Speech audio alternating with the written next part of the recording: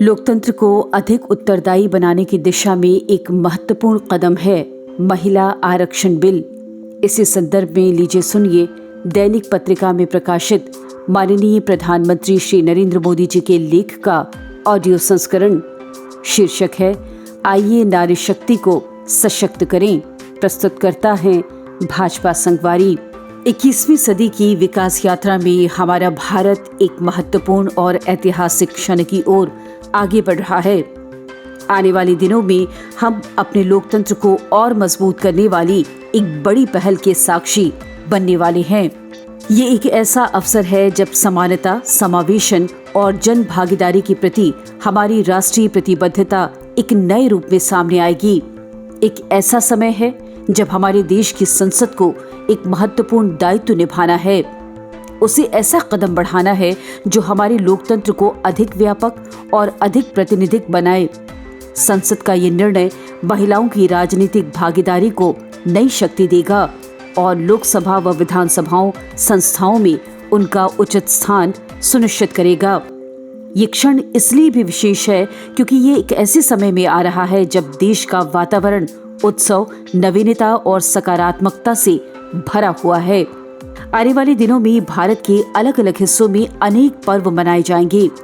असम के लोग रोंगाली बिहू मनाने वाले हैं और ओडिशा में महाबिशुबा पणा संक्रांति उत्सव मनाया जाएगा। पश्चिम बंगाल में पोइला बैशाख के साथ बंगाली नववर्ष की शुरुआत होगी। केरलम में विशु पूरे उत्साह के साथ मनाया जाएगा। तमिलनाडु के लोग उत्सुकता से पुथांडु की प्रतीक्षा कर रहे हैं, तो पंजाब और उत्तर भारत के अन्य हिस्से में लोगों को बैसाखी के पर्व का बेसब्री से इंतजार है। हमारे ये पावन पर्व हर किसी के लिए एक नई आशा का संचार करने वाले हैं। भारत के साथ साथ दुनिया भर में इन त्योहारों को मनाने वाले सभी लोगों को मैं हृदय से शुभकामनाएं देता हूँ। मैं ये कामना करता हूँ कि ये दिव्य और पावन अवसर हम सभी के जीवन में सुख समृद्धि लेकर आएं। इसी दौरान 11 अप्रैल से महात्मा फूले की 200वीं जयंती के समारोह भी शुरू होंगे। 14 अप्रैल को हम भारतवासी डॉक्टर बाबा साहेब आम्बेडकर की जयंती मनाएंगे। ये दोनों तिथियां हमारे सामाजिक न्याय और मानवीय गरिमा के उन मूल्यों की याद दिलाती है जिन्होंने आधुनिक होते ही भारत की दिशा तय की। यही प्रेरणादायी अवसरों के बीच 16 अप्रैल को संसद की ऐतिहासिक बैठक होगी। महिला आरक्षण को लागू कराने से जुड़े तमाम महत्वपूर्ण विधेयक पर चर्चा के बाद उसे पारित कराने के लिए विशेष सत्र बुलाया गया है। इसे सिर्फ एक विधायी प्रक्रिया कहना इसके महत्व को कम आंकने जैसा होगा। ये भारतवर्ष की करोड़ों महिलाओं की आकांक्षाओं का एक जीता जागता प्रतिबिंब है। हमारी नारी शक्ति देश की लगभग आधी आबादी का प्रतिनिधित्व करती है। उन्होंने राष्ट्र निर्माण में अपना अमूल्य योगदान दिया है। आज देश के हर सेक्टर में नारी शक्ति मिसाल बन रही है। साइंस एंड टेक्नोलॉजी से लेकर एंटरप्रेन्योरशिप तक, खेल के मैदानों से लेकर सशस्त्र बलों और संगीत से लेकर कला के क्षेत्र में महिलाएं अपनी सशक्त पहचान बना रही हैं। हमारी माताएं, बहनें और बेटियां देश की प्रगति में अग्रणी भूमिकाएं निभा रही हैं। हमारे पारंपरिक मूल्य बताते हैं कि कोई भी समाज तभी प्रगति करता है जब माताओं बहनों को आगे बढ़ने से ज्यादा मौके मिलते रहें। इसी सोच के साथ बीते 11 वर्षों में महिला सशक्तिकरण के लिए एक अनुकूल माहौल तैयार करने पर जोर दिया गया। इसके लिए निरंतर प्रयास किए गए हैं। शिक्षा तक बढ़ती पहुंच, बेहतर स्वास्थ्य सुविधाएं, वित्तीय समावेशन में बढ़ोतरी और बुनियादी सुविधाओं तक बेहतर पहुंच ने आर्थिक और सामाजिक जीवन में महिलाओं की भागीदारी को मजबूती दी। लेकिन ये भी सच्चाई है कि इन सारे प्रयासों के बावजूद भी राजनीतिक और विधायी संस्थाओं में महिलाओं का प्रतिनिधित्व समाज में उनकी भूमिका के अनुरूप नहीं रहा। इस कमी को अब दूर किया जाना चाहिए, क्योंकि जब महिलाएं प्रशासन चलाने और प्रशासनिक निर्णयों में हिस्सा लेती हैं तो उनका अनुभव और विजन बहुत काम आता है। इससे चर्चा तो समृद्ध होती ही है, क्वालिटी ऑफ गवर्नेंस में भी सुधार होता है। महिलाओं की भागीदारी बढ़ाना केवल प्रतिनिधित्व का विषय नहीं, बल्कि ये हमारे लोकतंत्र को अधिक संवेदनशील, अधिक संतुलित और अधिक उत्तरदायी बनाने का प्रयास है। पिछले कई दशकों में लोकतांत्रिक संस्थाओं में महिलाओं को उनका उचित स्थान दिलाने के लिए बार बार प्रयास हुए हैं। समितियां गठित की गई, विधेयकों के मसौदे प्रस्तुत किए गए, लेकिन वे कभी पारित नहीं हो सके। फिर भी इस बात पर व्यापक सहमति रही कि विधायी निकायों में महिलाओं का प्रतिनिधित्व बढ़ना चाहिए।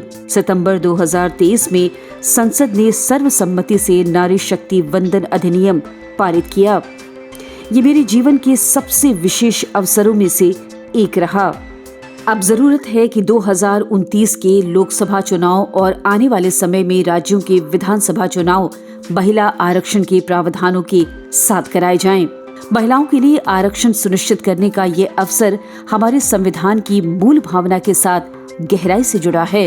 हमारे संविधान निर्माताओं ने एक ऐसे समाज की कल्पना की थी जहां समानता न केवल संविधान में निहित हो बल्कि उसे व्यवहार में भी लाया जाए। विधायी संस्थाओं में महिलाओं की भागीदारी को सुनिश्चित करना उस परिकल्पना को साकार करने की दिशा में एक अहम कदम है। ये एक ऐसे समाज के निर्माण के प्रति हमारी प्रतिबद्धता का प्रतीक है जिसमें राष्ट्र का भविष्य तय करने में प्रत्येक नागरिक की समान भूमिका हो। अब इस निर्णय को और टाला नहीं जा सकता। दशकों से इसकी आवश्यकता को स्वीकार किया गया, इस पर चर्चा हुई, इसे बार बार दोहराया गया। अगर हम भी इसे आगे टालते हैं तो उसका अर्थ यही होगा कि हम उस असंतुलन को और लंबा खींच रहे हैं जिसे हम पहचानते भी हैं और सुधारने की क्षमता भी रखते हैं। आज भारत पूरे आत्मविश्वास और दृढ़ संकल्प के साथ आगे बढ़ रहा है। इसलिए जरूरी है कि हमारी संस्थाएं सभी नागरिकों, विशेष रूप से हमारी आधी आबादी का प्रतिनिधित्व करने वाली महिलाओं की आकांक्षाओं का सम्मान करें। इससे न सिर्फ दशकों पुराना संकल्प पूरा होगा बल्कि विकास की गति को बनाए रखने में काफी मदद मिलेगी। ये लोकतंत्र को अधिक उत्तरदायी बनाने और भविष्य के अनुरूप तैयार करने की दिशा में अहम कदम होगा। ये समय सामूहिक संकल्प का है। ये किसी एक सरकार, एक दल या एक व्यक्ति का विषय नहीं बल्कि ये पूरे राष्ट्र का विषय है। हमें मिलकर इस कदम के महत्व को समझना है और मिलकर इसे साकार करना है। यही हमारी नारी शक्ति के प्रति हमारा अपना पहला दायित्व है। इसलिए महिला आरक्षण बिल को पारित कराने के लिए सहमति बेहद जरूरी है। इसे बड़े राष्ट्रीय हित को ध्यान में रखकर देखा जाना चाहिए। ऐसे अवसर हमें ये याद दिलाते हैं कि कुछ फैसले अपने समय से बड़े होते हैं। वे आने वाली पीढ़ियों की दिशा तय करते हैं। ये हमें याद दिलाते हैं कि लोकतंत्र की असली ताकत समय के साथ खुद को और अधिक न्यायपूर्ण व अधिक समावेशी बनाने की क्षमता में होती है। संसद का ये ऐतिहासिक सत्र करीब आ चुका है। मैं सभी दलों के सांसदों से हमारी नारी शक्ति के लिए इस कदम का समर्थन करने का आग्रह करता हूँ। हम जिम्मेदारी और दृढ़ संकल्प के साथ इस दायित्व को पूरा करें। आइए हम अपने लोकतंत्र की सर्वोच्च परंपराओं के अनुरूप इसमें अपनी भागीदारी सुनिश्चित करें। आइए नारी शक्ति को सशक्त करें। आप सुन रहे थे दैनिक पत्रिका में प्रकाशित माननीय प्रधानमंत्री श्री नरेंद्र मोदी जी के लेख का ये ऑडियो संस्करण। प्रस्तुतकर्ता भाजपा संगवारी।